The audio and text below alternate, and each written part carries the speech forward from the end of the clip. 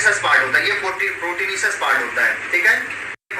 Part जबकि ये वाला बच्चों क्या होता है, ये इसको बोलते हैं यॉक, क्या बोलते हैं, यॉक सैक बोला जाता है, या यॉक हम बोलते हैं भाई, यॉक बोलते हैं, ठीक है, बोला जाता है। तो यहाँ पे समझ लें यही यॉक है भाई। इसको भैया देखो आप एक कोने पे बिल्कुल प्रेजेंट है, ये टीला पर प्रेजेंट है, ये वाला पार्ट बिल्कुल टीला पर है, इसी वजह से भैया क्या बोलेंगे, टीलोडेसाइटस बोल दिया जाता है। तीसरा आंसर यहाँ पे सही हो जाएगा आपका। चलो भैया देखते हैं क्या नेक्स्ट। देखा बच्चों अगला क्वेश्चन, देखा बच्चों हाथी का गर्भधारण कब होता है, कितने महीने का, तो बच्चों 22 महीने का होता है। कौन से मंथ का होता है बच्चों, 22 मंथ का होता है हाथी का गर्भधारण।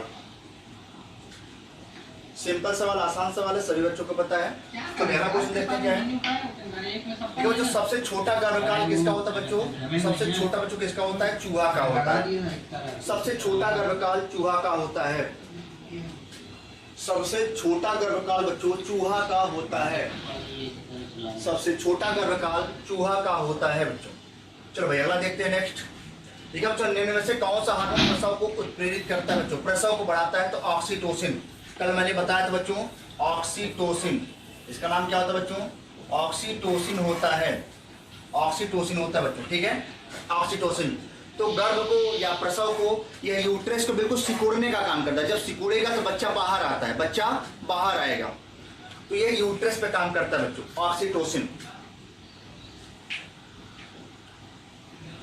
चलो बच्चों अगला देखते हैं नेक्स्ट। ठीक है बच्चों, खरगोश का गर्भधारण की अवधि क्या होती है बच्चों, तो आपको पता है 28 से 32 दिन, कल मैंने आपको बताया था। इसका जो गर्भधारण की जो अवधि होती है बच्चों 28 से 32 दिन की होती है। खरगोश का गर्भधारण बच्चों 28 से 32 दिन की होती है। खरगोश का गर्भधारण बच्चों 28 से 32 दिन की होती है।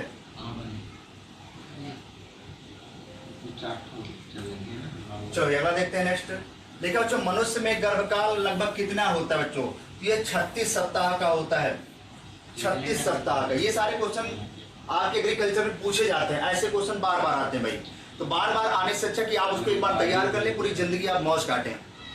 तो 36 सप्ताह होता है भाई, ठीक भाई।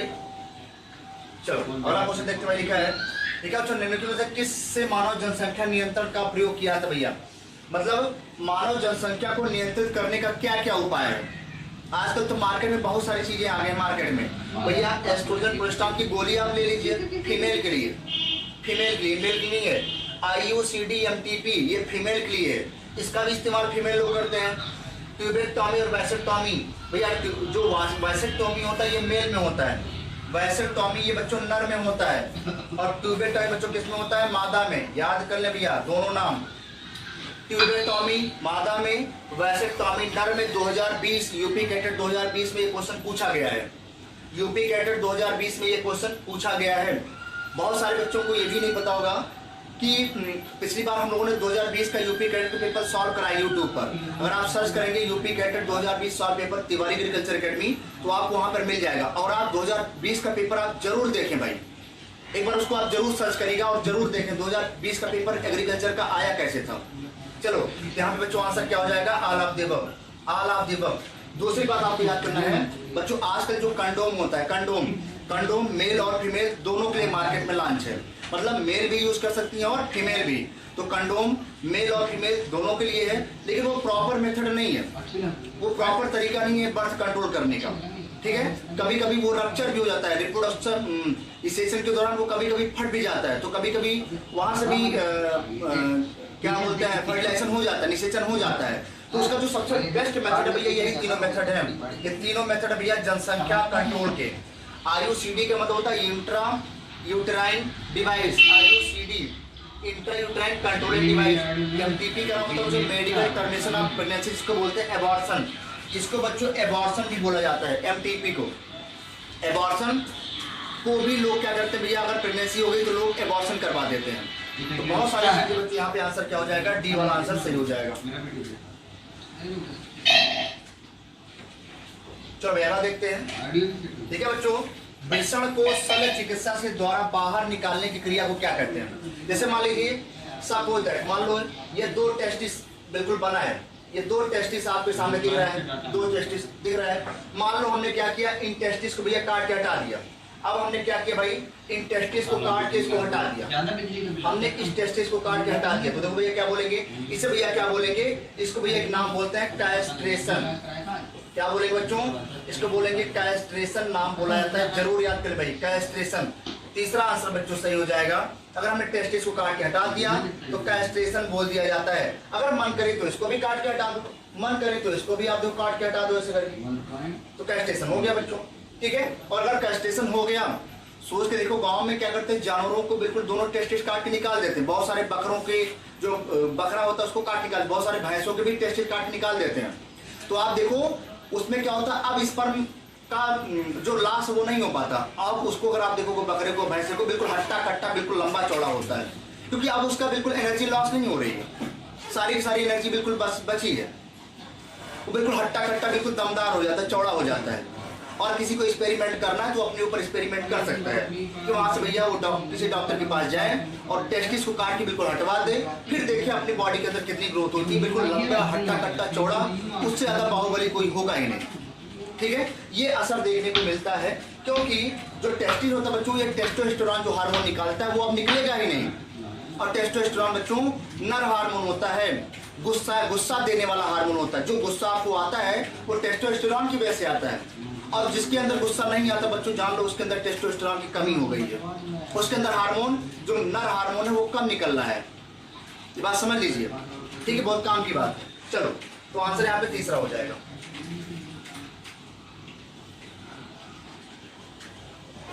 चलो अगला देखते हैं। देखिए बच्चों, गर्भाशय को शल्य चिकित्सा के द्वारा अगर अलग कर दिया जाए, अगर हम गर्भाशय को ही काट के निकाल दें बच्चों, कभी ये मेडिकल नीट जैसे एग्जाम में क्वेश्चन पूछा गया, नीट में, नीट वाले एग्जाम में, मेडिकल एग्जाम में जो लोग एमबीबीएस डॉक्टर बनते हैं उसमें क्वेश्चन पूछा गया बच्चों, उसे बोलेंगे हिस्टेरेक्टोमी। क्या बोलेंगे, हिस्टेरेक्टोमी, हिस्टेरेक्टोमी। अगर बच्चों वास डिफरेंस, ऐसे नाम लिखते हैं बच्चों, वास डिफरेंस, वॉस डिफरेंस को काट के निकाल दें। वॉस डिफरेंस ये बच्चों मेल में होता है, ये बच्चों मेल में है, मेल मतलब नर में। अगर इसको काट के हटाओ बच्चों, वॉस डिफरेंस को काट के हटाओगे नर में, उससे बोलेंगे वैसेक्टोमी। बच्चों ट्यूबेक्टोमी क्या होगा, इसको हम फैलोपियन नलिका को काट के हटा देंगे, ये मादा में होगा बच्चों, इसमें मादा में। और अगर हम फैलोपियन नलिका को काट के हटाएंगे, फैलोपियन नलिका, ये भी क्वेश्चन भैया 2020 में पूछा गया यूपी कैटेट। अगर मादा में फैलोपियन नलिका को काट के हटाओगे तो बोलेंगे ट्यूबेक्टोमी, नर में अगर वास डिफरेंस को काट के हटाओगे तो बोलेंगे वैसेक्टोमी, और महिला में, औरत में अगर यूट्रस गर्भाशय को काट के हटा दोगे बच्चों तो क्या बोलेंगे, हिस्टेरेक्टोमी। तो आंसर आपका तीसरा सही हो जाएगा। बाकी दोनों के नाम आप जरूर याद करके जाइए। एक एक चीज बिल्कुल आपके सामने हमने खोल के रख दिया है, हर एक चीज बिल्कुल विधिवत है, हर एक चीज बिल्कुल ओपन सिस्टम, ठीक है। आप फील कर सकते हैं, जस्ट फील इट, आप इसको महसूस कर सकते हैं। चलिए अगला क्वेश्चन देखते भाई क्या है। देखिए बच्चों, भ्रूणीय लिंग का पता एमनियोटिक द्रव में किसको देखकर लगाया जाता है बच्चों, किसको देखकर लगाया जाता है, किसको देखकर लगाया जाता है,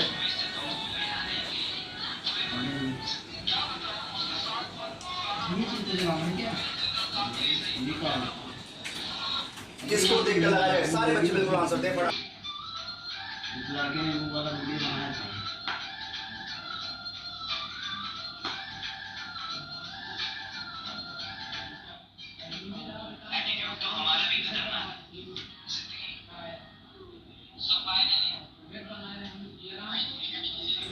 चलो भाई, यहाँ पे आंसर बच्चों क्या हो जाएगा, बॉर बॉडी हो जाएगा। और अगर आपको याद हो, बहुत दिनों पहले मैंने आपको बॉर बॉडी निकालना सिखाया था, जेनेटिक्स में मैंने बताया था कब बार बॉडी कितनी आती तो क्या होगा, कब बार बॉडी क्या आएगी तो कब मेल होगा कब फीमेल होगा। ये बात मैंने आपको जेनेटिक्स में बताई है। जिन बच्चों को याद है वो यूपी कैटेट क्रॉस करेंगे, जिन बच्चों को नहीं याद है उनको अगर टाइम मिलेगा तो दोबारा कभी बताएंगे, ठीक है। चलिए, तो आंसर पहला हो जाएगा यहाँ पे। जेनेटिक्स मैंने इसको बहुत डिटेल से, बहुत डिटेल बताया था एक चीज। चलो भैया आगे चलते हैं नेक्स्ट।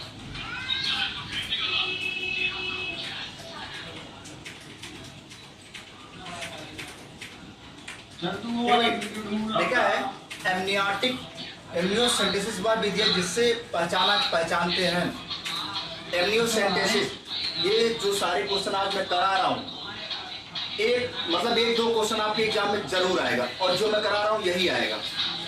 चलो लिखा है एमनियोसेंटेसिस बच्चों वह विधि होती है जिसमें भ्रूण का कोई भी आनुवंशिक रोग हम पता कर सकते हैं। जो बच्चा गर्भाशय में पल रहा है उसके अंदर क्या रोग है, क्या रोग उत्पन्न हो रहा है, कौन सा रोग आनुवंशिक रोग उत्पन्न हो रहा है, उन सब चीज के बारे में बच्चों हम इसी विधि से, इस मेथड से, इस टेक्निक से हम पता कर सकते हैं। तो बच्चों भ्रूण का कोई आनुवंशिक रोग हम इसकी विधि से पता कर सकते हैं। इस आंसर इसका दूसरा हो जाएगा। दूसरा आंसर बिल्कुल सही हो जाएगा। दूसरा आंसर सही हो जाएगा भाई। चलो बच्चों हम देखते हैं नेक्स्ट। देखा बच्चों एमनियोटिक विधि में द्रव कहां से निकाला जाता है। तो देख ले बच्चों क्या होगा। वैसे मान लीजिए ये गर्भाशय है, ये गर्भाशय हमने बना दिया। क्या बच्चों ये गर्भाशय ये है, यूट्रस है।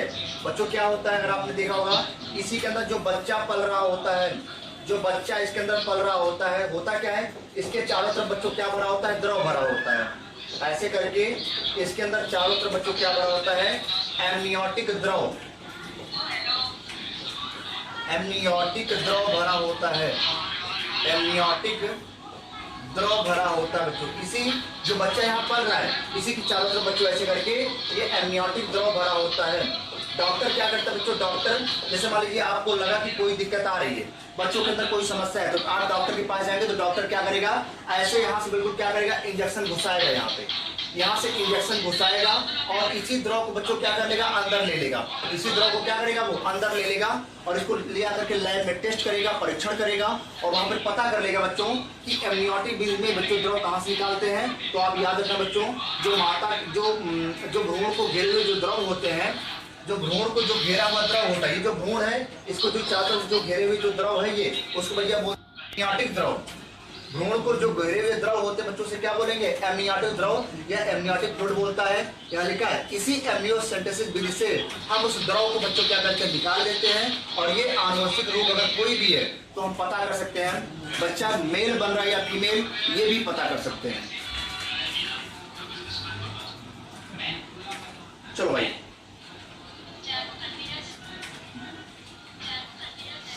ठीक भाई, तो भ्रूण को, ये जो भ्रूण बन रहा है बच्चों इसको भैया क्या बोलेंगे, भ्रूण बोलेंगे। भ्रूण, जो भ्रूण बन रहा है इसको जो चारों तरफ जो द्रव ये घेरा हुआ है उस द्रव को बच्चों क्या बोलते हैं, उस द्रव को बच्चों बोलते हैं एमनियोटिक द्रव। इस द्रव को एमनियोटिक द्रव बोला जाता है, एमनियोटिक फ्लूइड बोला जाता है। चलो अगला चलते हैं नेक्स्ट।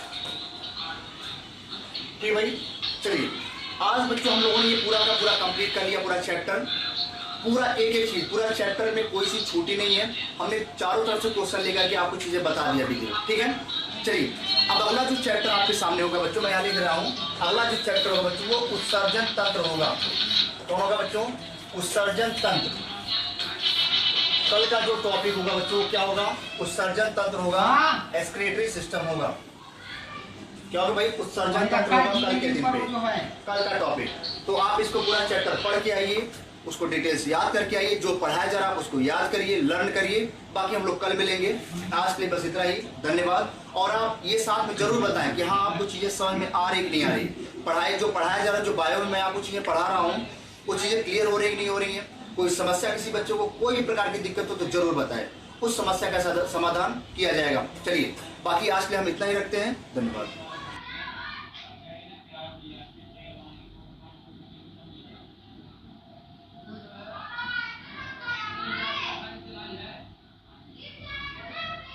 कह रहे हैं अभी आपकी केमिस्ट्री की क्लास होने वाली है, जस्ट तुरंत।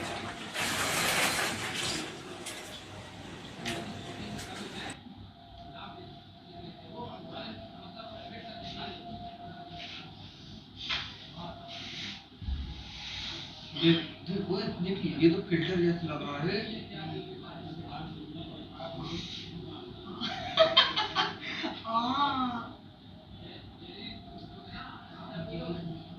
क्या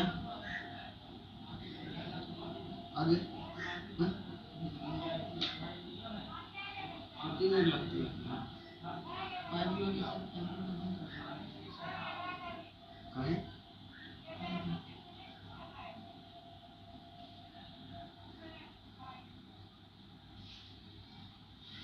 सीधे सेवन जी जाऊंगा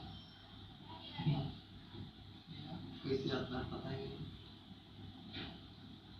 कहते हैं जिला सेवन जी में का होगा एकदम से अंबानी के साथ के पैंट फाड़ के कर देते लेकिन चड्डी दिखने लगेगी अबे साले पैंट फाड़ के चड्डी ना दिखेगी साले उसके बेटा उसके वो दिखेंगे बेटा प्यारे प्यारे तेरे दो नैन हवा का आसमाने का ले गए क्या चड्डी पहनता हो बस ये पहनते भाई ये और बॉक्सर पहने होगा या तो कुछ और आंसर सोनी की चड्डी बनवाया सोनी की चड्डी बनवाया होगा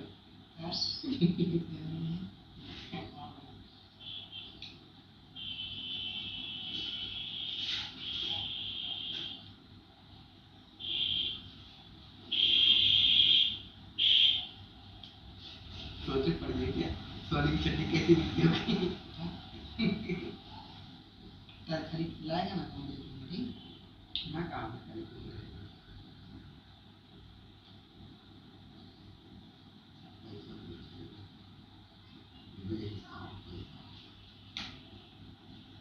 चप्पल के पीछे क्या पड़ा है यार हद हो गई यार चप्पल के पीछे पड़ा खोले जा रहा बंद कर रहा हो गया ये खोल लेने कितनी हाथी है वाह क्या स्पीड आ रही है भाई इस बार का फायदा है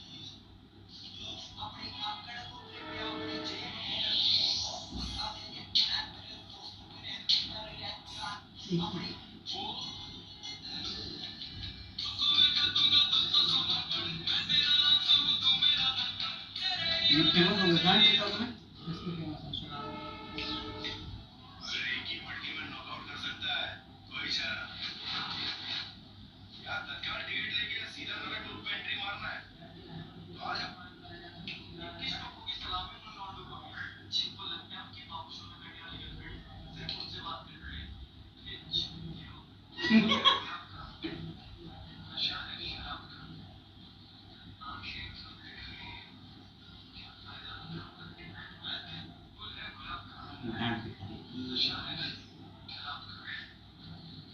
Right.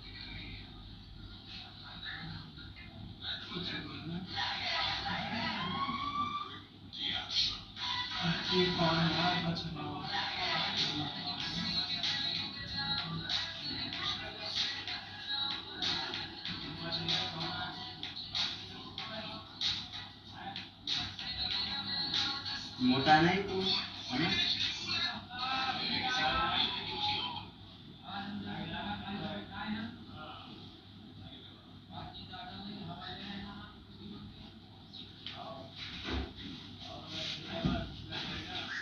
कैसे चला देख ली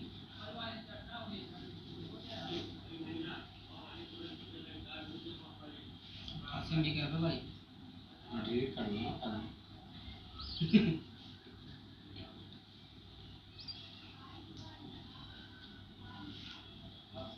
वीडियो के लिए 88 में चली गई। अनलिमिटेड है यार, हम लोग खत्म ही नहीं कर पाते हैं। अरे साले पढ़ा ले कल में।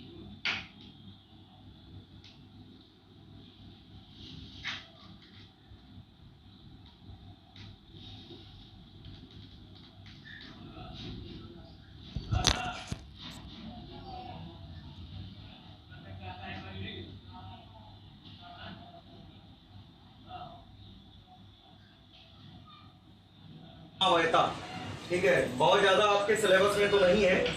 आइसोमेरिज्म तो बहुत ज्यादा क्या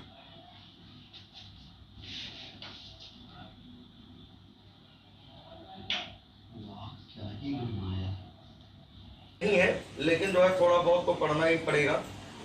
ठीक है, समवैता आइसोमेरिज्म।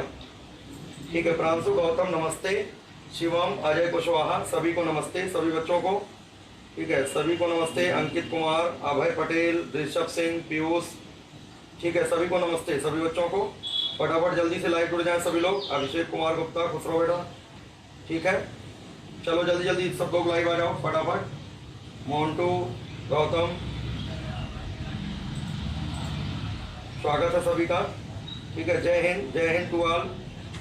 सत्यम कन्नौज नमस्ते। ठीक है, पीयूष यादव गुड इवनिंग।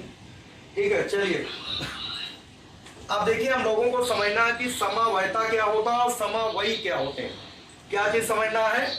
समवयवी क्या होते हैं और समवयवता क्या होता है। समवैता क्या चीज होता है और समवयी क्या चीज होते हैं, ये हम लोगों को समझना है। जैसे देखो क्या होता है कि जैसे मान लो CH3 CH2 CH2 CH3, ऐसे समझना। CH3 CH2 CH2 CH3, इसका नाम है ब्यूटेन। इसका क्या नाम है? ये ब्यूटेन है। 1 2 3 4 कार्बन की श्रृंखला है। ये 4 कार्बन की श्रृंखला बच्चों, इसका नाम है ब्यूटेन, या इसी को सामान्य नाम इसको बोलते हैं नॉर्मल ब्यूटेन। क्या बोलते हैं? नॉर्मल ब्यूटेन कहते हैं। इसका बताओ अणुसूत्र क्या होगा? ब्यूटेन का अणुसूत्र क्या होगा? 1 2 3 4 कार्बन, 4 कार्बन C4H, कितने हैं? 3 3 6 2 8 2 10। यहाँ पर 10 हाइड्रोजन है। 4 कार्बन 10 हाइड्रोजन, 4 कार्बन 10 हाइड्रोजन है। C4H10, ये ब्यूटेन की संरचना बनी हुई है C4H10। और इसकी संरचना को ऐसे बना सकते हैं, देखो इतने ही कार्बन को इस प्रकार से भी अरेंज कर सकते हैं, ऐसे भी बच्चों यहां पर इस तरीके से भी इसको जोड़ सकते हैं। यहां पर देखो 1 2 3 4 कार्बन यहां पर भी है C4, और H कितने हैं? 3 3 6 3 9 1 10। ये भी C4H10 है। इसका भी अणुसूत्र क्या है? C4H10 है, और इसका भी C4H10 है। ये ब्यूटेन है, और ये 1 2 3 2 मेथाइल प्रोपेन। इसका IUPAC नाम है 2 methyl propane. 2 methyl propane IUPAC नाम 2 मेथिल प्रोपेन। यहाँ पर देखो 3 कार्बन है तो प्रोपेन, और 2 नंबर पे मेथिल है, क्या हो जाएगा? 2 मेथिल प्रोपेन। 2 मेथिल प्रोपेन इसका IUPAC नाम है। तो देखो यहाँ पर IUPAC नाम इसका अलग है और इसका IUPAC नाम अलग है, लेकिन दोनों के अणुसूत्र क्या है? समान है। और अणुसूत्र तो समान है, लेकिन संरचनाएं, दोनों की संरचनाएं क्या है? अलग अलग। तो ये दोनों आइसोमर कहलाएंगे, समवयी कहलाएंगे। और इस परिघटना को, इस प्रकार की घटना को समवैता कहते हैं। क्या बोलते हैं? समवैता कहते हैं। ठीक है, ध्यान देना। ऐसे कार्बनिक यौगिक जिनके अणुसूत्र तो समान होते हैं, इसका अणुसूत्र यही है C4H10 इसका भी अणुसूत्र यही है, परंतु संरचना सूत्र अलग अलग होता है, उन्हें समवयी कहते हैं। और इस प्रकार की घटना को समवयता कहते हैं। क्या बोलते हैं? समवयता। वैसे इसकी सही परिभाषा इस तरीके से है, सही परिभाषा हम लिख देते हैं तो तुम्हारी किताब की परिभाषा है, ये तुम्हारी किताब की परिभाषा, लेकिन समवयता की जो सही परिभाषा है वो हम यहाँ पर लिख के बता दे रहे हैं। देखो ध्यान से, वे कार्बनिक यौगिक जिनके अणुसूत्र, ध्यान देना, जिनके अणुसूत्र का मतलब मॉलिक्यूलर फार्मूला, अणुसूत्र तो समान होता है, अणुसूत्र तो समान होता है, परंतु भौतिक और रासायनिक गुण, भौतिक गुण भी अलग अलग होगा। भौतिक एवं रासायनिक गुण, भौतिक एवं रासायनिक गुण, भौतिक एवं रासायनिक गुण अलग अलग होते हैं, उन्हें समवयी कहते हैं, उन्हें समवयवी कहते हैं, समवयवी कहते हैं। और यह परिघटना, ये जो घटना है इस प्रकार की, यह घटना समवयवता, आइसोमेरिज्म, समवयवता कहलाती है, समवयवता कहलाती है, आइसोमेरिज्म कहलाती है। वे यौगिक जिनके अणुसूत्र तो समान होते हैं, वे यौगिक जिनके अणुसूत्र तो समान होते हैं, परंतु उन यौगिकों के भौतिक गुण भी अलग अलग होंगे, रासायनिक गुण भी अलग अलग होंगे। इस प्रकार की घटना दर्शाने वाले यौगिक समवयवी कहलाते हैं, और इस प्रकार की घटना को बच्चों समवयता कहते हैं। ये सही परिभाषा है। वे कार्बनिक यौगिक जिनके अणुसूत्र तो समान होते हैं, परंतु भौतिक एवं रासायनिक गुण अलग अलग होते हैं, उन्हें समवयी कहते हैं। यह परिघटना समवयवता कहलाती है। ठीक है, ध्यान देना। क्लियर है? यहाँ पर इस परिघटना को बोलते हैं समवयता। अगर इतनी बात सबको क्लियर हो तो जरा बताओ आइसोमेरिज्म क्या होती है? What do you mean by isomerism? Isomerism से आप क्या समझते हैं? कुछ ऐसे यौगिक होते हैं, कुछ ऐसे यौगिक होते हैं जिनके अणुसूत्र समान होते हैं, लेकिन बच्चों उनके भौतिक और रासायनिक गुण अलग अलग होते हैं। ऐसे यौगिकों को समवयवी कहते हैं, और इस प्रकार की घटना दर्शाने वाले यौगिकों को समवयता, इस प्रकार की परिघटना समवयता कहलाती है। ये समवयता की परिभाषा नोट कर लेना। और जो ये आपकी किताब में है, जो आपकी किताब ये कहती है, ये आपकी किताब का पॉइंट हमने इसलिए लिया है क्योंकि कभी कभी यही लाइन लिखा होता है। वास्तव में वे कार्बनिक यौगिक जिनके अणुसूत्र तो समान होते हैं, परंतु संरचना सूत्र भिन्न भिन्न होता है, उन्हें कहते हैं। ये समवयी तो होते हैं, लेकिन ऐसे समवयी संरचनात्मक समवयी कहलाते हैं, क्योंकि संरचनात्मक अलग अलग, संरचना अलग अलग है। संरचनात्मक समवयी, ठीक है, यहां लिख लेना संरचनात्मक समवयी। ये वास्तव में संरचनात्मक समवयी की परिभाषा है, और इस परिघटना को संरचनात्मक समवयता कहते हैं। ये स्ट्रक्चर बदल जाए, जब अणुसूत्र समान हो, संरचना सूत्र अलग अलग हो, तो समझ जाना समवयता तो है, लेकिन इस प्रकार की समवयता को संरचनात्मक समवयता कहने का मतलब स्ट्रक्चरल आइसोमेरिज्म, और ऐसे यौगिक एक दूसरे के संरचनात्मक समवयी कहलाएंगे, संरचनात्मक समवयी कहलाएंगे।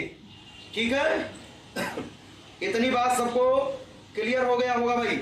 ये संरचनात्मक समवयता, स्ट्रक्चरल आइसोमेरिज्म का जो है परिभाषा हमने बताया, वे कार्बनिक यौगिक नोट कर लो सब लोग, वे कार्बनिक यौगिक जिनके अणुसूत्र तो समान होंगे, molecular formula same but different structural formula, defined as structural isomerism, और ऐसे यौगिक को स्ट्रक्चरल आइसोमर्स कहते हैं, संरचनात्मक समावयी कहते हैं। ठीक ऑप्शन आता नहीं आप क्लियर है? ओके सभी को। चलो अब देखो यहाँ एक उदाहरण बताते हैं। संरचना बेटा कई होती है, मतलब समावयता कई प्रकार की होती है। समावयता, समावयवता, समावयवता वैसे बेसिकली दो ही प्रकार की होती है ना। एक होता है संरचनात्मक, ठीक है,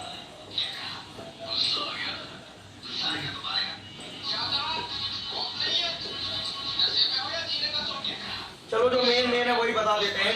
जो समावयता है कौन कौन सा आपको पहचानना है, बहुत डिटेल नहीं जानना है, जितना हमारे सिलेबस में है जरूरत है। समावयवता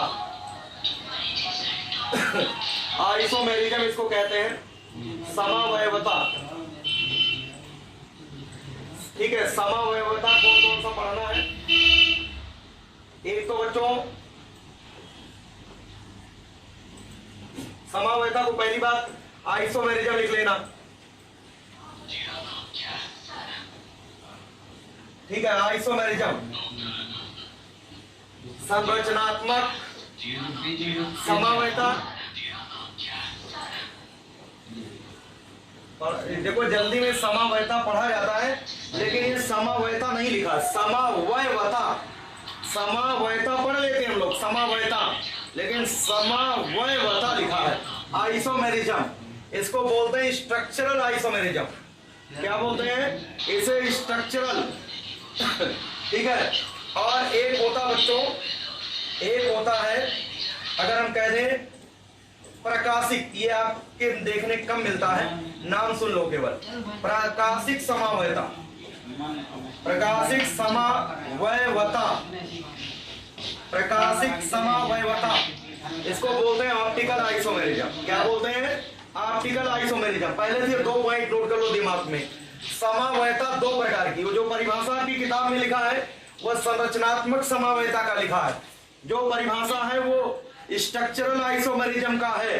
समावयता समझ में आया कि वे रासायनिक, वे कार्बनिक यौगिक जिनके अणुसूत्र तो समान होंगे लेकिन भौतिक और रासायनिक गुण अलग अलग होंगे, ऐसे यौगिक समावयी कहलाएंगे।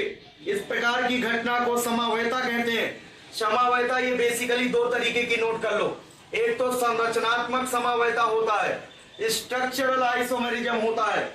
संरचनात्मक समावयता, दूसरा ऑप्टिकल आइसोमेरिज्म, प्रकाशिक समावयता, प्रकाशिक समावयता, ये सब जो है थोड़ा थोड़ा जानकारी हम देंगे आप लोगों को। बोलो यहां तक क्लियर है सभी को? समावयता क्या है और समावयी क्या है और कितने प्रकार की है, इतनी बात अगर क्लियर हो तो एक बार बताओ भाई। यहां तक जहां तक हमने नोट किया है कॉपी में, ये देखो जहां तक आप लोगों ने नोट किया वहां तक क्लियर है कि नहीं, पहले बताओ तब आगे बढ़े। समावयता दो प्रकार की होती है, संरचनात्मक और प्रकाशिक। संरचनात्मक समावयता और ऑप्टिकल आइसोमेरिज्म, स्ट्रक्चरल।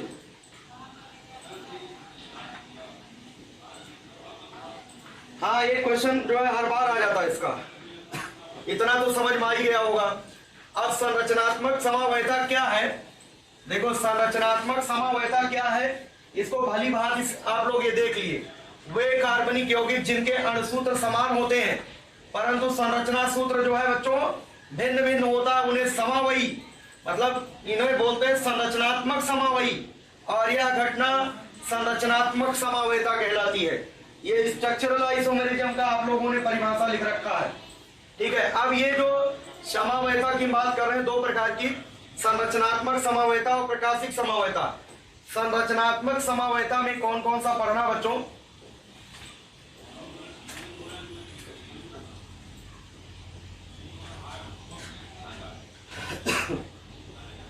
संरचनात्मक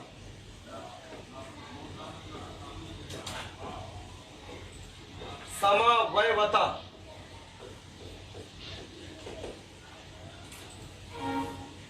संरचनात्मक समावयवता। संरचनात्मक समावयता में हम लोगों को एक तो श्रृंखला समावयता पढ़ना है। श्रृंखला समावयता, समावयवता, श्रृंखला समावयवता, इसको अंग्रेजी में कहते हैं चेन आइसोमेरिज्म। चेन, चेन मतलब श्रृंखला समावयता। और इसके बाद बच्चों स्थिति,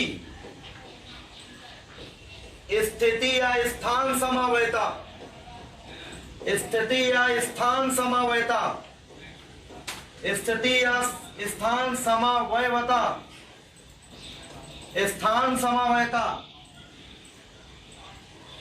क्रियात्मक समूह समावयता,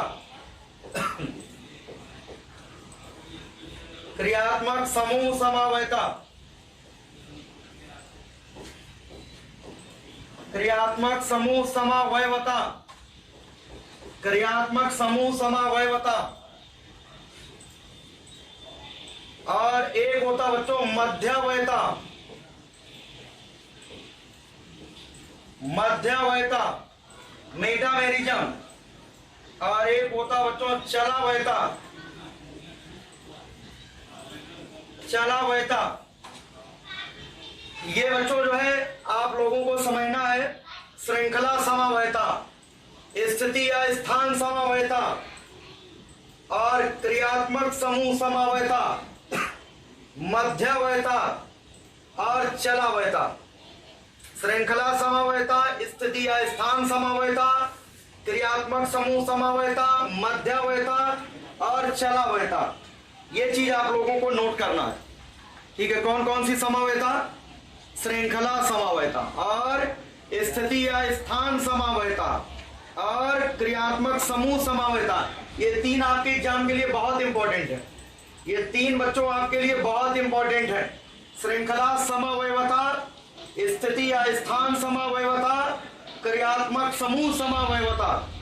मध्यवयता और चलावयता उतना इंपॉर्टेंट नहीं है एग्रीकल्चर ग्रुप के लिए। मैथमेटिक्स और बायो ग्रुप के लिए दोनों इंपॉर्टेंट है, लेकिन एजी ग्रुप के विद्यार्थियों के लिए संरचनात्मक समावयता में बहुत अच्छे से समझना है। श्रृंखला समावयता, स्थिति समावयता, क्रियात्मक समूह समावयता। वैसे ये कोर्स में नहीं है, अलग से कोई चैप्टर नहीं है, बस कहीं से बीच में कहीं एक दो लाइन लिख दिया जाता है। किताबों में आपके यहाँ लिखा है, इसलिए इसको जान लेते हैं हम लोग। श्रृंखला समावयता क्या है, स्थिति समावयता क्या है, क्रियात्मक समूह समावयता क्या है, ये 1 by 1 एक एक समझना। शिवम कुमार, चेन आइसोमेरिज्म का मतलब होता है श्रृंखला समावयता। पोजीशन आइसोमेरिज्म का मतलब होता है स्थिति या स्थान समावयता, ठीक है। और अगर हम बात करें क्रियात्मक समूह समावयता तो functional group isomerism, functional group isomerism. और अगर हम मध्यवयता की बात करें मेटामेरिज्म, मेटामेरिज्म का मतलब मध्यवयता। और अगर चलावयता की बात करें तो टाउटोमेरिज्म, टाउटोमेरिज्म का मतलब होता है चलावयता, ठीक है। इतनी बात सबको समझ में आ ही गया होगा, ठीक है। अब जैसे तो हम लोग बात करते हैं श्रृंखला समावयता, श्रृंखला समावयता। उदाहरण एक एक समझेंगे, उदाहरणों के माध्यम से ज्यादा समझ में आएगा। श्रृंखला समावयता का क्या मतलब है? इसमें बच्चों, इसमें देखो क्या होगा, अणुसूत्र समान रहेगा। ऐसे यौगिक जिनके अणुसूत्र समान होते हैं, अणुसूत्र बच्चों सेम दिखेगा आपको। यौगिकों के अणुसूत्र समान होगा, सब में अणुसूत्र सेम होगा, सभी में अणुसूत्र सेम होगा। इसमें क्या अलग अलग होगा? इसमें बच्चों श्रृंखला, कार्बन परमाणु की श्रृंखला अलग अलग होगी, कार्बन परमाणु की श्रृंखला अलग अलग होगी। तो ऐसे कार्बनिक यौगिक जिनके अणुसूत्र तो समान होते हैं लेकिन श्रृंखला अलग अलग कार्बन की होती है, ऐसे यौगिक को बच्चों चेन आइसोमेरिज्म, ऐसे यौगिक को चेन आइसोमर्स कहते हैं। श्रृंखला समावयी वे समावयी होते हैं जिनके अणुसूत्र तो सेम रहते हैं, लेकिन बच्चों श्रृंखला जो चेन होती है वो अलग अलग होती है। श्रृंखला अलग अलग होगी और अणुसूत्र क्या होगा, समान रहेगा। ठीक है, इतनी बात सबको समझ में आ गया होगा, यहां तक सबको क्लियर हो गया होगा। अब जैसे मान लो ब्यूटेन, ब्यूटेन के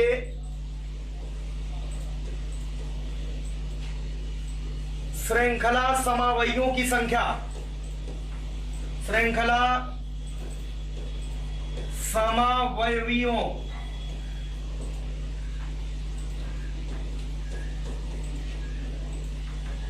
की संख्या, ये पूछ लिया जाए आपके एग्जाम में कि भाई ब्यूटेन के कितने श्रृंखला समावयी होंगे या कितने समावयी होंगे। जरूरी नहीं श्रृंखला लिख के आए, ब्यूटेन के कितने श्रृंखला समावयी होंगे या कितने समावयी होंगे। तो इसका उत्तर होगा बच्चों 2, इसका आंसर है 2। लेकिन कैसे, ये देखो ब्यूटेन का अणुसूत्र क्या है, ब्यूटेन का अणुसूत्र होता है बच्चों, ठीक है, अणुसूत्र होता है C4, 4 दूना 8 2 10, 4 दूना 8 2 10, CnH2n+2 को फॉलो करा दो। इसका पहला जो समावयी होगा ब्यूटेन का CH3 CH2 CH2 CH3। देखो बच्चों ये नॉर्मल ब्यूटेन है, ये ब्यूटेन है, सीधी श्रृंखला है। दूसरा बच्चों यहां पर है, अगर ऐसी संरचना बना दे, 3 कार्बन की संरचना बना के दिखा दे रहे हैं। देखो इसका नाम तो ब्यूटेन है, सीधी सीधी बात। इसमें देखो 3 कार्बन की बड़ी श्रृंखला है, ये 4 कार्बन की श्रृंखला है। इस चेन में 1 2 3 4, ये बड़ी श्रृंखला 4 कार्बन की है और ये बड़ी श्रृंखला 3 कार्बन की है। इसका आयुपेसी नाम है 1 2 3, 3 का मतलब प्रोपेन, 2 मेथिल प्रोपेन, अभी बताया था 2 मेथिल प्रोपेन है। आयुपीएसी नाम है 2 मेथिल प्रोपेन, 2 मेथिल प्रोपेन। इसमें लॉन्गेस्ट चेन 4 कार्बन की है, इसमें लॉन्गेस्ट चेन 3 कार्बन की है। दोनों के अणुसूत्र सेम है। देखो 4 कार्बन, 1 2 3 4 कार्बन, C4 3 3 3 6 3 9 1 10 H10। और बच्चों यहाँ पर संरचना 3 कार्बन की है, 4 कार्बन की। ये दोनों एक दूसरे के श्रृंखला समावयी है, ये दोनों एक दूसरे के श्रृंखला समावयी है। ध्यान देना कैसे समावयी है, ये चेन आइसोमर्स है, ठीक है, चेन आइसोमर्स है, ठीक है। इसको आइसोब्यूटेन भी कह सकते हो, इसका कॉमन नेम आइसोब्यूटेन भी हो सकता। ये देखो इतने ग्रुप को आइसो कहते हैं, ये आइसोब्यूटेन है, ये बच्चों आइसोब्यूटेन, ये आइसोब्यूटेन है। और ये नॉर्मल ब्यूटेन, तो नॉर्मल ब्यूटेन और आइसोब्यूटेन ये दोनों में, इसमें 3 कार्बन की श्रृंखला, इसमें 4, दोनों एक दूसरे के श्रृंखला समावयी है। चेन आइसोमर्स क्यों है, क्योंकि कार्बन परमाणु की संख्या पहले चेन में 4 कार्बन की चेन है और ये लंबी चेन 3 कार्बन की है, इसलिए इनको कहेंगे चेन आइसोमर्स है। ये चेन आइसोमर्स है, श्रृंखला समावयी है। इतनी बात समझ में आ गया होगा। एक क्वेश्चन और पूछा जाता है, या तो ब्यूटेन का पूछा जाएगा या तो पेंटेन का पूछा जाएगा, ठीक है। पेंटेन, पेंटेन के श्रृंखला समावयियों की संख्या, समावयियों की संख्या, इसकी संख्या देखते हैं क्या आंसर आता है, पहले बना के देख लेते हैं। इसका अणुसूत्र क्या होगा पेंटेन का, अणुसूत्र पेंटेन का अणुसूत्र क्या होगा, C5H 5 दूना 10 2 12, C5H12, ठीक है। 5 कार्बन की पहले चेन बनानी है, पहले तो 5 कार्बन की चेन बनानी भाई। देखो इधर CH3 CH2 CH2 CH2 CH3, ये नॉर्मल पेंटेन है, इसका नाम है नॉर्मलियन पेंटेन, सीधी श्रृंखला है नॉर्मल पेंटेन। और यहां पर बच्चों आइसोपेंटेन भी ऐसे लिख सकते हैं, एक CH3 जुड़े हैं, ये CH2 इसके H के साथ, एक CH3 यहाँ, ठीक है, एक H यहाँ बचा रहेगा और आगे CH2 CH3, ठीक है। ध्यान देना यहां पर क्या होगा, यहां पर ये आइसोपेंटेन है, आइसोपेंटेन, ये आइसोपेंटेन है, लेकिन इसमें लंबी जो चेन होगी ये बच्चों कितने कार्बन की होगी, 1 2 3 4, ये 4 कार्बन की होगी। इसका आयुपेसी नाम होगा 1 2 नंबर पे मिथाइल, 2 मेथिल ब्यूटेन, 4 कार्बन की चेन है, 2 मेथिल ब्यूटेन हो जाएगा। ये 2 मेथिल ब्यूटेन ऐसे देखो यहां बना के दिखा दे रहे हैं।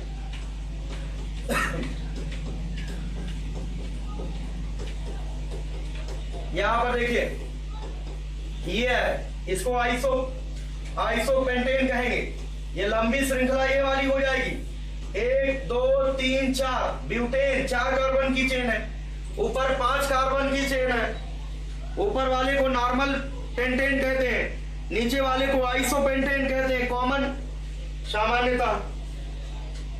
इतनी बात सबको क्लियर है कि नहीं, एक बार बताओ जल्दी से, यहां तक क्लियर है? इतनी टाइम तक आधे तो गायब हो जाते हैं, समस्या यही है। 1 2 3 4, ये 2 मेथिल, 2 नंबर पे मेथिल है, 2 मेथाइल ब्यूटेन, 2 मेथाइल ब्यूटेन है ना। अब एक काम करते हैं, तीसरा बना लेते हैं। ये तो दूसरा हो गया, ये दूसरा हो गया बच्चों, तीसरा यहां बना दे रहे हैं।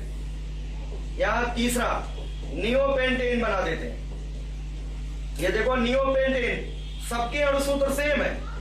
देखो 5 कार्बन, 3 3 6 3 9 3 12, 1 2 3 4 5 कार्बन, 3 3 6 3 9 3 12 हाइड्रोजन, C5H12 अणुसूत्र हो जाएगा। अणुसूत्र सबके सेम है। यहां पर वैसे कॉमन नेम नियो है, नियोपेंटेन है, ये नियोपेंटेन है। नियोपेंटेन का आयुपीसी नाम भी लिख सकते हैं। नियोपेंटेन का आयुपीसी नाम क्या होगा, 1 2 3 प्रोपेन हो जाएगा, 2 पर मेथिल, 2 पर मेथिल, तो 2,2 डाई मेथिल, 2,2 डाई मेथिल, और propane 2,2 dimethyl propane, 2,2 dimethyl propane. ये प्रोपेन है 3 कार्बन की।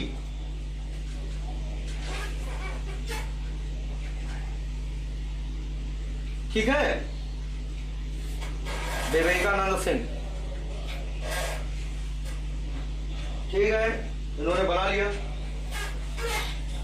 क्लियर है। आइसोपेंटेन, इसका आयुपेसी नाम है 2 methyl butane, 2 methyl butane, isopentane या 2 मेथिल ब्यूटेन इसको कहते हैं, 2 मेथिल ब्यूटेन। यहां तक क्लियर है? तो कितने आंसर आ गए? 3। पेंटेन के श्रृंखला समावयियों की संख्या या समावयियों की संख्या कितनी होगी? 3 हो जाएगी। ठीक है, 3। एक बार फिर से बता दे रहे हैं, पेंटेन होता है C5H12, ठीक है। पहला समावयी होगा CH3 CH2 CH3, ये नॉर्मल पेंटेन है बच्चों, normal pentane, this is normal pentane, ये नॉर्मल पेंटेन है। दूसरा है बच्चों यहां पर ऐसे कह सकते हैं CH3 CH से ये CH2 यहां से उठाओ और एक H यहां से उठाओ, CH2 और एक H, CH3, एक H बचेगा यहाँ, CH3 यहां लगा दिया, इसको यहां से हटा दिया, और यहां पर CH2 हो गया, यहां पर CH3 हो गया। ये कितने कार्बन हो गए? देखो यहां पर कितने कार्बन, 1 2 3 4 कार्बन की श्रृंखला है। ये कितने कार्बन की थी? 5। ठीक है, वैसे इसका कॉमन नेम है आइसो, फिर से बता रहे हैं, आइसोपेंटेन। और इसका आपके एग्जाम में पूछा जा सकता है, आइसोपेंटेन का आयुपेसी नाम बताइए। 1 2 मेथिल, आयुपेसी नाम लिख लो, 2 methyl butane, 2 methyl butane, 2 methyl butane हो जाएगा, 2 मेथिल ब्यूटेन। क्लियर है सभी को? 2 मेथिल ब्यूटेन हो जाएगा। अब तीसरा यौगिक भी बना दे रहे हैं। तीसरा क्या करते हैं, ये ऐसे लिखा रहने दो, ये ऐसे लिखा रहने दो। यहां का H और ये CH2, एक साथ निकाल लो यहां से CH3 और उस CH3 को यहां जोड़ दो, यहां हटा ही दिया, यहां पर ये CH3 रहेगा, है ना। वैसे इसका सामान्य नाम है नियोपेंटेन। नियोपेंटेन का IUPAC नाम पूछा जा सकता है। ये 3 कार्बन की चेन है, 1 2 3, 2 नंबर पे मेथिल, 2 नंबर पे मेथिल, तो 2,2 डाइमेथिल प्रोपेन। जिनको नहीं समझ में आया फिर से नोट कर लें इसको। प्रोपेन देखो, पहले में 5 कार्बन की लंबी श्रृंखला, दूसरे में 4 कार्बन की लंबी श्रृंखला, तीसरे में 3 कार्बन की लंबी श्रृंखला, इसलिए हम इनको कहेंगे ये श्रृंखला समावयी है। ये क्या है? चेन आइसोमर्स है। चेन आइसोमर्स C5H12 के, C5H12 के चेन आइसोमर्स की संख्या, चेन आइसोमर्स कितने होंगे? कितने होंगे? 3। चेन आइसोमर्स 3 होंगे, ठीक है। Chain isomers. और एक क्वेश्चन हम आप लोगों को दे रहे हैं, होमवर्क है, कल हम पूछेंगे।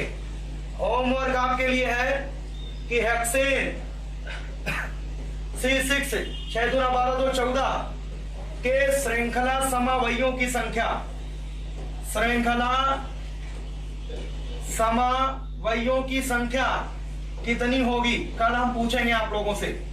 संरचना भी बनाना, संरचना भी बनाइए। संरचना,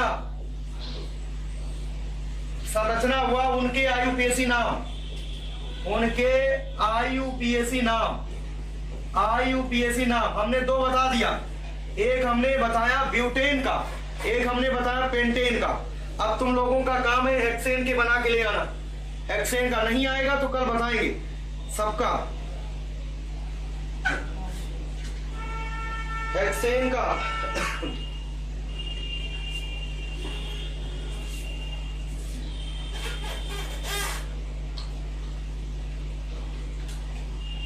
ठीक है, तो हेक्सेन का तुम लोगों का काम है। कल जो है पेंटेन के बना लिए, सबके नाम भी जो है बनाना जरूर लिखना। IUPAC नाम सबके लिख के ले आना इसका, ठीक है। तो ये समावयता में हमने बता दिया चेन आइसोमेरिज्म क्या है, श्रृंखला समावयता। दूसरा जैसे हमने बताया कि स्थान समावयता, स्थान समावयता, स्थान समावयवता या स्थिति समावयता। पोजीशन आइसोमेरिज्म क्या होता है, पोजीशन आइसोमर्स क्या होते हैं, स्थान समावयता, ठीक है, स्थान या स्थिति समावयता, ये क्या होता है पोजीशन आइसोमेरिज्म। इसमें क्या होता बच्चों, अणुसूत्र समान होगा। इसमें पहली बार सब में अणुसूत्र समान होगा।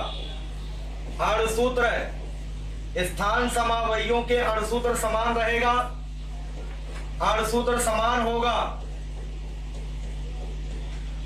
अणुसूत्र समान होगा। अलग क्या क्या होगा, द्विबंध, त्रिबंध या किसी भी क्रियात्मक समूह की स्थिति। द्विबंध, द्विबंध या त्रिबंध या किसी क्रियात्मक समूह की स्थिति अलग अलग होगी। क्रियात्मक समूह की स्थिति अलग अलग होगी, क्रियात्मक समूह की स्थिति अलग अलग होगी, अलग अलग होगी, क्रियात्मक समूह की स्थिति अलग अलग होगी। द्विबंध या त्रिबंध या किसी भी क्रियात्मक समूह की स्थिति अलग अलग होगी।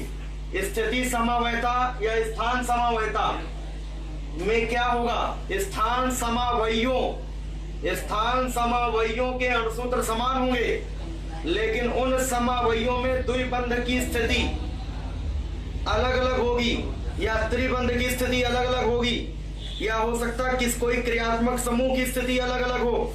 इस प्रकार की जो घटना है इसे बच्चों बोलते हैं स्थिति समावयता। क्या बोलते हैं इसे? स्थिति समावयता कहते हैं। ठीक है, इतनी बात सबको समझ में आ गया होगा।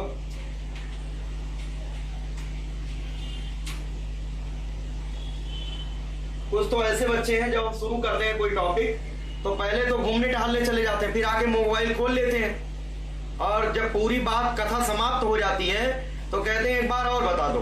तो दिमाग सबसे ज्यादा तभी खराब होता है जब पूरा एक बार पढ़ाने के बाद जब दोबारा कोई कहता है एक बार और बता दो, क्योंकि वो कंसंट्रेट था ही नहीं।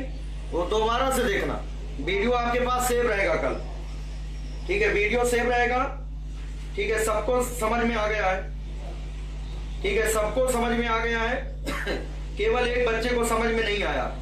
तो जो एक विद्यार्थी है जिसको समझ में नहीं आया है उसका कारण यही है कि वो क्लास में नहीं था शुरुआत करते समय, इसलिए कंडीशन समझ नहीं आ रही है।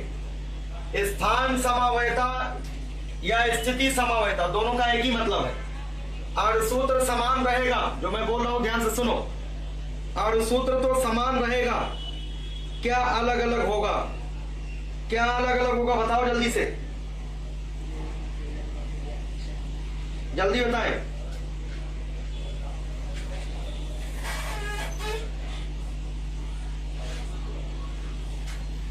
ठीक है,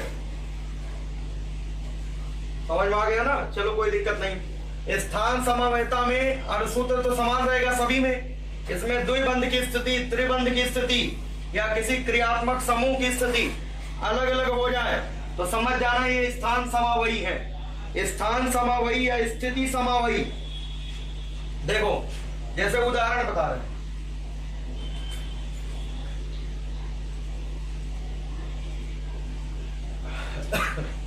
ब्यूटीन की अगर बात करें, किसकी बात करें, ब्यूटीन। ब्यूटीन का क्या सूत्र होता है, ब्यूटीन होता है C4 4 दूना 8, ब्यूटीन होता C4H8, ब्यूटीन होता C4H8। अब जैसे ब्यूटीन की बात करते हैं, इसकी संरचना दो तरीके से बना सकते हैं। एक ऐसे होगा बच्चों CH2 double bond CH single bond CH2 और यहां पर CH3, एक तो ऐसा बना सकते हैं। दूसरा बच्चों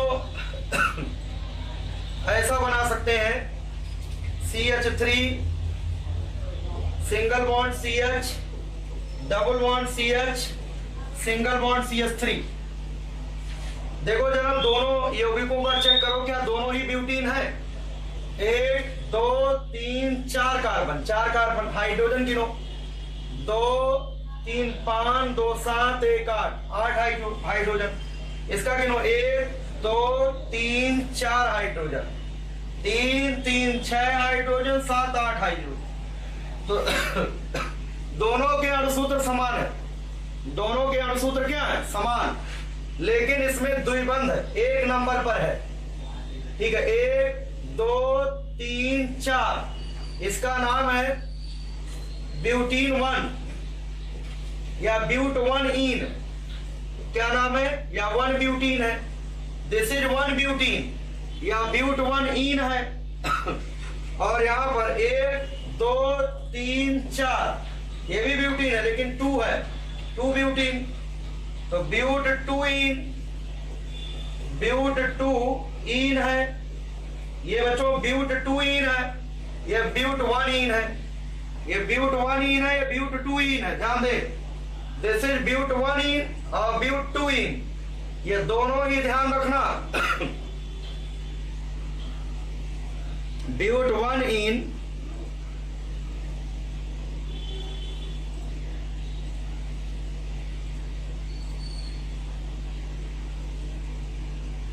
ब्यूट 1 इन, ध्यान दे सभी लोग, दोनों का अणुसूत्र क्या है, C4H8 है, दोनों का अणुसूत्र क्या है, C4H8 है, इसका भी C4H8 है, गिन लो सबसे पहले, इसका भी C4H8 है, 4 कार्बन 8 हाइड्रोजन, 4 कार्बन 8 हाइड्रोजन, ये भी C4H8 है, ये भी C4H8 है।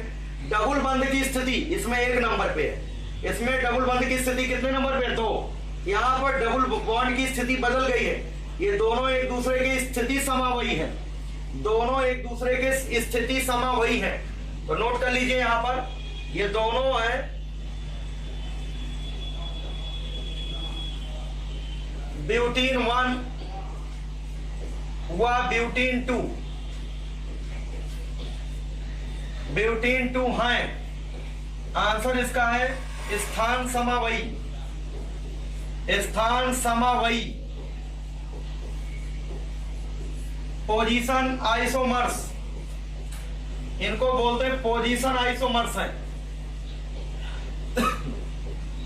पोजीशन आइसोमर्स हैं, इनको स्थिति समावयी कहते हैं। स्थान समावयी या स्थिति समावयी, स्थान समावयी या स्थिति समावयी।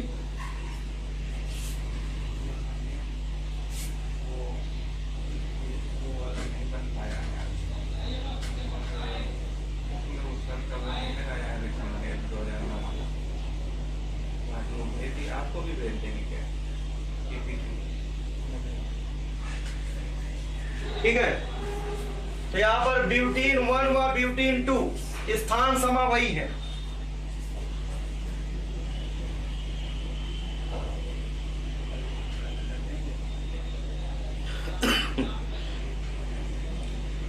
आलोक उपाध्याय बेटा, मतलब molecular formula same but structural फार्मूले में position of double bond, triple bond और एनी फंक्शनल ग्रुप जो है क्या होता है, डिफरेंट होता है। केशव शर्मा इनमें 1 और 2 इसलिए लिखा है क्योंकि उसमें एक नंबर गिनती पर एक नंबर कार्बन से डबल बॉन्ड था और दूसरे वाले में 2 नंबर के बाद डबल बॉन्ड है। तो जब एक के बाद डबल बॉन्ड होगा तो ब्यूट 1 इन लिखा जाएगा और 2 के बाद जब जो है डबल बॉन्ड होगा ब्यूट 2 इन लिखा जाएगा। ठीक है, ब्यूट 1 इन, ब्यूट 2 इन, ब्यूट 1 इन, ब्यूट 2 इन। याद रखिए, ब्यूटीन 1 ब्यूटीन 2 आइसोमर्स हैं। कैसे? स्थिति समावयी है। यही क्वेश्चन आता अगर आएगा। ठीक है, ये इंपॉर्टेंट है। ब्यूट 1 इन और ब्यूट 2 इन कैसे हैं?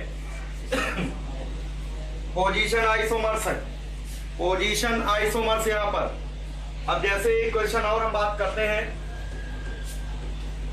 CH3 CH2 CH2 OH।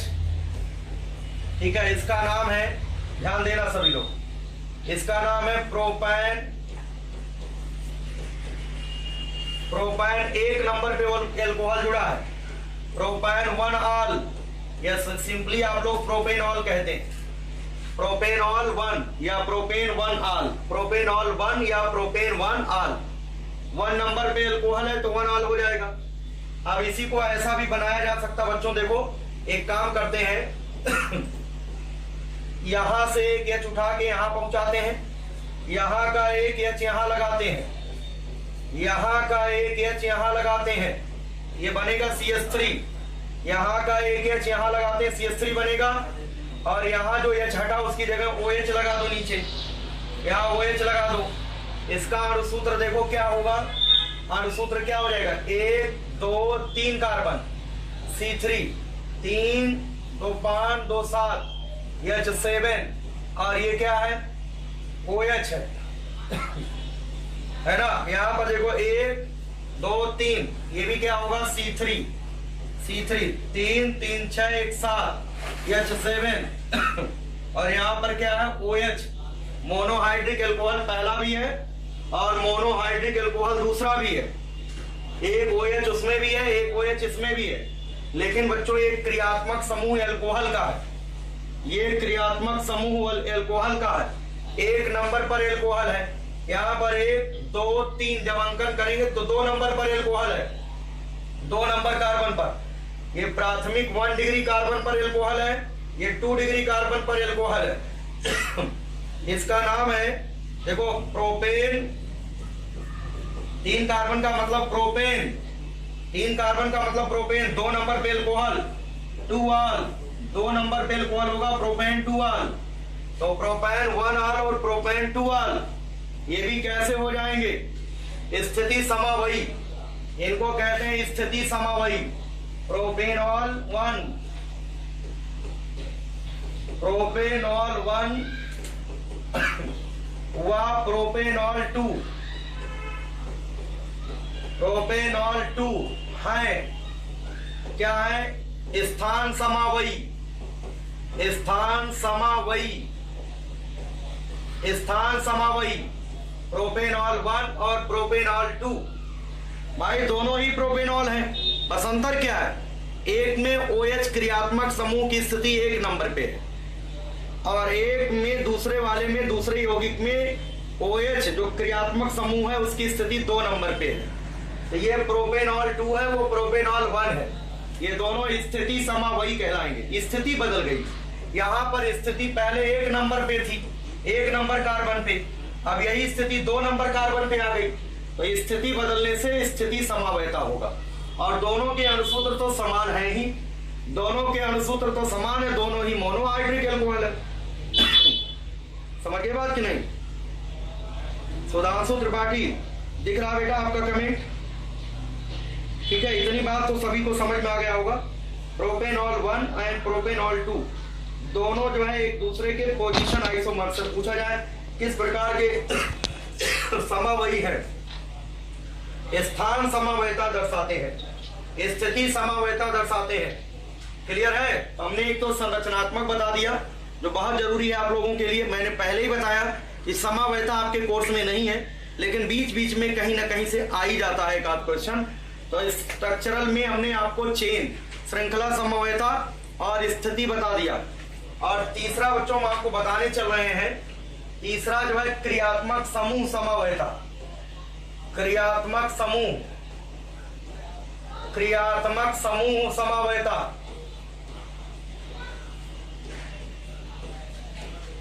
क्रियात्मक समूह वयवता, क्रियात्मक समूह समवयता की बात करते हैं। Functional group isomerism. Yadvir Singh, COOH middle में नहीं हो सकता क्योंकि वो मोनोवैलेंट है। COOH की संयोजकता एक, उसके साथ एक बॉन्ड ऐसे निकला रहता है। COOH जब भी लिखा जाता तो ऐसे लिखा जाता, CHO जब लिखा जाता तो ऐसे लिखा जाता, CHO जब CHO लिखा जाता तो ऐसे लिखा जाता, NH2 जब लिखा जाता तो ऐसे लिखा जाता, NO2 जब लिखा जाता तो ऐसे लिखा जाता, साइनाइड लिखा जाता ऐसे। ये सब मोनोवैलेंट है, इनकी संयोजकता एक है। ये हमेशा जो है बच्चों बीच में कभी नहीं आएंगे, ये सब किनारे किनारे रहते हैं क्योंकि ये मोनोवैलेंट, इनकी एक बैलेंसी स्वतंत्र होती है। ये एक ही से जुड़ सकते हैं, अगल बगल नहीं जुड़ेंगे, ये केवल एक ही से जुड़ेंगे। ठीक है, बीच में नहीं रहेंगे। ठीक है, मिडिल में नहीं हो सकता, ध्यान देना। क्रियात्मक समूह समवयता में क्या होता है? अणुसूत्र समान होता है, अणुसूत्र समान होता है, अणुसूत्र समान होगा बच्चों। अणुसूत्र तो समान सब में होता है, पता ही है सबको। क्या अलग अलग होगा? यहां पर क्रियात्मक समूह बदल जाएगा। दोनों में दो ऐसे यौगिक दिए जाएंगे जिनके अणुसूत्र तो सेम रहेंगे, लेकिन दोनों में क्या बदल जाएगा? क्रियात्मक समूह। दोनों में क्रियात्मक समूह बदल जाएगा। क्रियात्मक समूह अलग अलग होता है, क्रियात्मक समूह अलग अलग होता है, अलग अलग होता है। क्रियात्मक समूह अलग अलग हो जाएगा और अणुसूत्र दोनों में समान रहेगा। दोनों में अणुसूत्र समान होगा, क्रियात्मक समूह क्या होगा? अलग अलग हो जाएगा। इतनी बात सबको समझ में आ गया होगा कि अणुसूत्र सेम रहता है लेकिन क्रियात्मक समूह बदल जाता।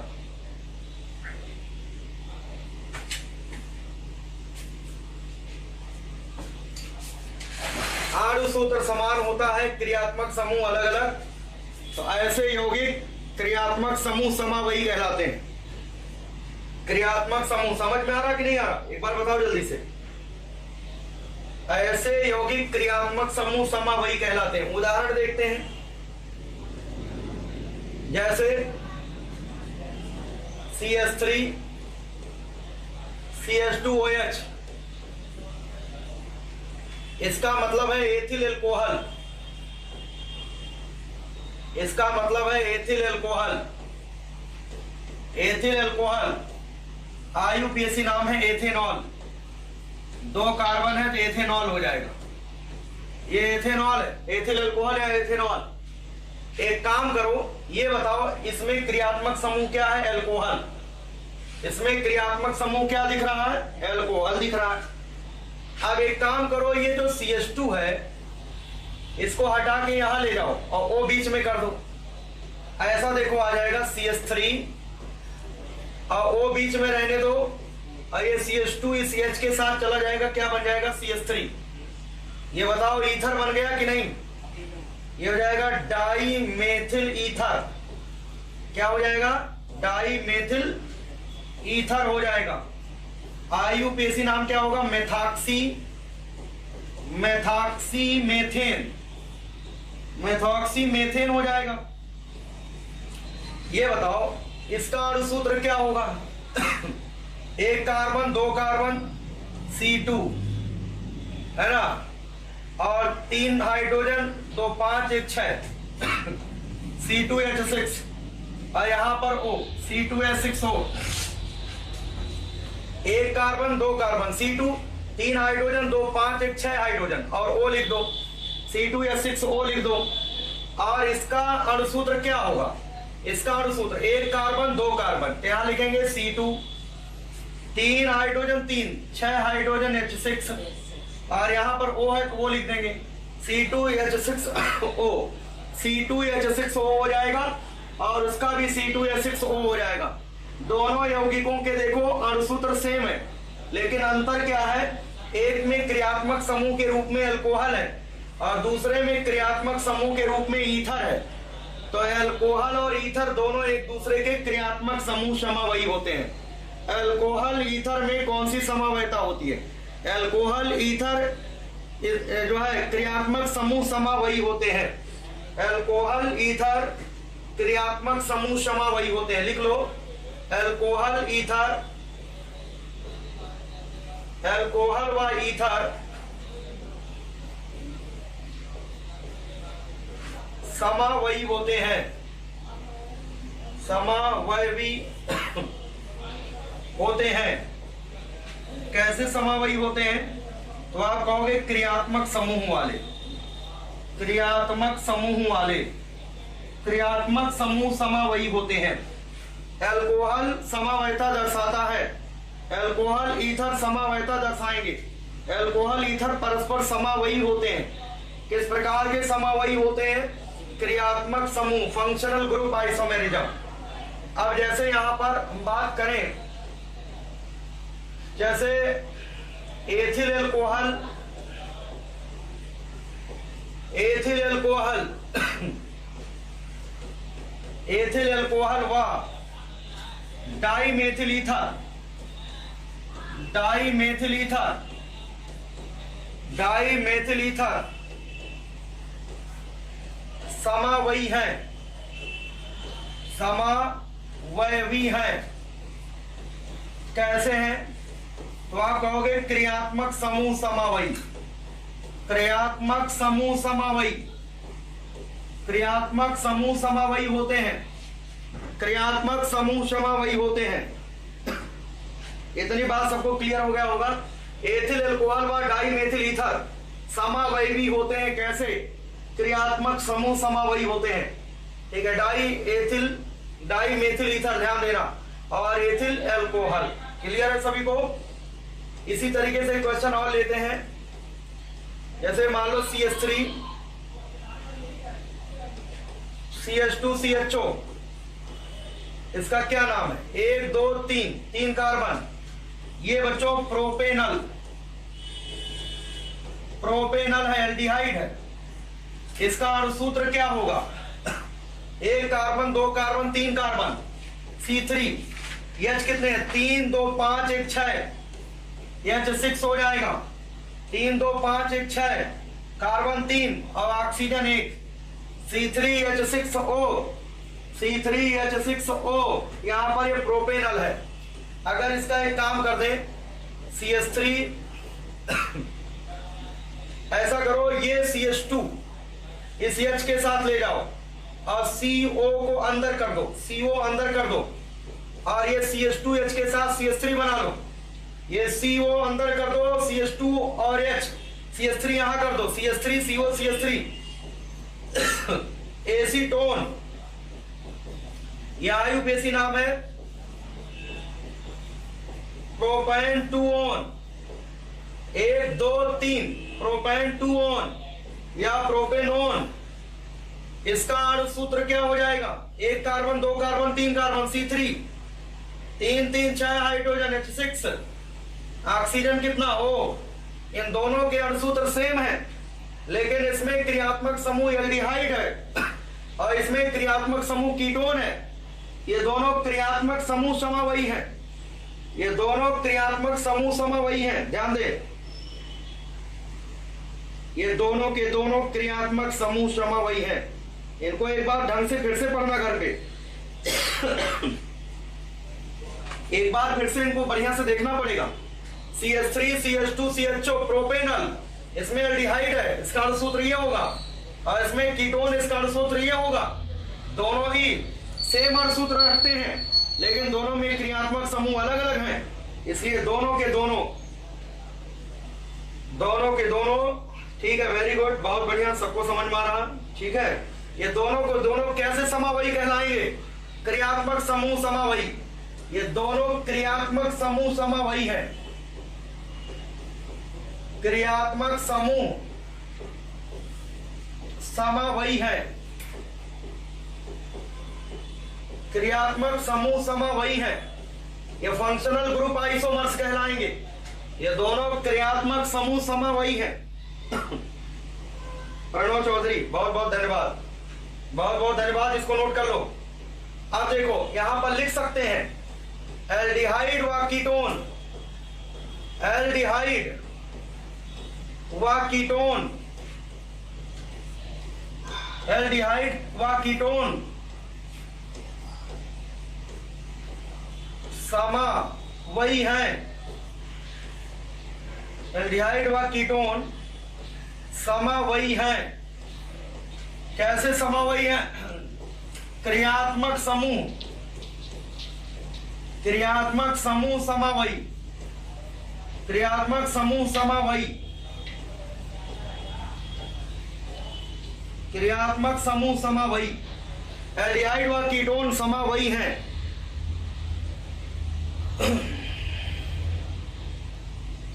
ठीक है, क्लियर है? इतना 3 बातें हमने आज बताया आपको। क्या बताया? एक तो हमने बताया आपको कि श्रृंखला समावयता क्या है, स्थान समावयता क्या है, क्रियात्मक समावयता क्या है। अब कल हम लोग देखेंगे मध्यावयता और चलावयता। कल हम लोग समझेंगे मेटामेरिज्म। ठीक है, मेटामेरिज्म एंड टाउटोमेरिज्म कल समझेंगे। वैसे ज्यादा जरूरी नहीं है, ये तीनों ज्यादा जरूरी है। अभिषेक यादव, बहुत बहुत धन्यवाद। ठीक है, खुश रहो, आशीर्वाद सभी को। Very good. इन्हीं में से कोई ना कोई सवाल आएगा, अगर आएगा तो इन्हीं में से आएगा। कल हम 2 और आपको बताएंगे, और इसके बाद जो है बहुत सारी चीजें आपको बताने वाले हैं। एक बार हम आपको दिखा दें कि देखिए जो है ये जो मैटर है, आज हमने केवल 117 नंबर पॉइंट पे बात किया है। सिर्फ एक पॉइंट पर बात किया है, सिर्फ एक पॉइंट पर। इसी पॉइंट को मैं अभी बता रहा हूं, अभी कल इसी पॉइंट को आगे बताऊंगा। आपकी किताब में इतना तो लिख करके वो बगल हो जाएंगे एग्जाम वाले, आप क्लेम भी नहीं कर पाओगे। कहो और वो कहेंगे कि हमने सिलेबस से ही पूछा, जैसा कि जो है पिछले बार CSA ने कहा कि हम तो कोर्स से दिए थे। क्योंकि होता क्या ना, सिलेबस डिजाइन करते हैं तो बताते हैं समावयता, समावयता, इसकी समावयता भी है, और जब समावयता है तो समावयता में से पता नहीं क्या आ जाए, तो वो तो आपको पढ़ना पड़ेगा। एक पॉइंट पर चर्चा हुई है, 118 नंबर पॉइंट देखते हैं क्या है। हाँ देखो यहाँ पर लिखा भी है, पेंटेन के समावयियों की संख्या कितनी होगी? 3। पेंटेन के समावयियों की संख्या 3, इनका सबका नाम भी बता दिया हमने। ब्यूटेन के समावयियों की संख्या भी बता दिया है। ठीक है, हेक्सेन का आपको होमवर्क दिया है। ब्यूटेन के समावयियों की संख्या 2 बता दिया है, इनके नाम भी बता दिए हैं। 120 नंबर। अब ये तो जानते हो सभी लोग, ये कल बात करेंगे। अभी पहले समावयता को और बताएंगे, समावयता में थोड़ा और बताएंगे, और कल कोशिश करेंगे आप लोगों को समावयता के कुछ क्वेश्चन भी कराएंगे। पहचानना होगा कि कौन योगी किसके कौन सा समावयी है। विमल कुमार शर्मा, बहुत बहुत आभार। ठीक है, सब लोग पढ़ते रहो, मेहनत से रिजल्ट ले आओ। ठीक है, इसीलिए पढ़ाया जा रहा। कोशिश करो कि भाई डाटा अपना जो है अच्छे से रखिए जो है, क्योंकि अभी क्लासेस हम बढ़ाएंगे, 9 बजे तक होंगी, तो क्या करोगे बताओ? 9 बजे तक क्लासेस स्टार्ट कर देंगे, क्योंकि जैसे ही शेड्यूल आ जाता है एग्जाम का, है ना, 1 महीने पहले आपका शेड्यूल आ जाएगा, तो आपको जो है ये मान चलिए कि जो है आपको 9 बजे के पहले फुर्सत नहीं मिलेगी। 2 से 9:30 तक हो सकता चल जाए। प्रांशु गौतम, बहुत बहुत धन्यवाद। ठीक है, तो आप लोग अपना डाटा रखिए, क्योंकि जैसे ही डेट आता है, ठीक है, एग्जाम की जैसे ही कोई नोटिफिकेशन आएगा तुरंत आपकी क्लास टाइमिंग बदल जाएगी, ध्यान देना। इसलिए आप लोग इंटरनेट की व्यवस्था मजबूत रखें। और अगर आपको 1 साल अपना बचाना है, क्योंकि आपने देखो आपका बोर्ड एग्जाम तो खत्म हो गया, खेल, यही मौका है, आप ज्ञान अर्जित कर लीजिए, ये पढ़ाई कहीं बेकार नहीं जाएगी, यही मौका है। अगर ये बेसिक चीजें आप नहीं पढ़ेंगे तो बीएससी में जा करके कहीं ना कहीं यही चीजें आपको मिलती रहेंगी, है ना, और वहां पर मिलती रहेंगी तो आगजैली कम्ल जो है पूछा जाएगा वहां पर। आगजैली कम्ल के कारण से जो होता है, किसी में खटास का कारण आगजैली कम्ल होता है, तो आप वहां मुंह बना दोगे आगजैली कम्ल क्या है। तो आगजैली कम्ल ये सब पता होना चाहिए, ये बेसिक इसीलिए है ना। अब कहीं जिप्सम नाम लिया जाएगा आपके एग्रीकल्चर में, बीएससी में तो जिप्सम नहीं जान पाओगे। तो यहाँ यही मौका है पढ़ने का, और पढ़ लो अच्छे से।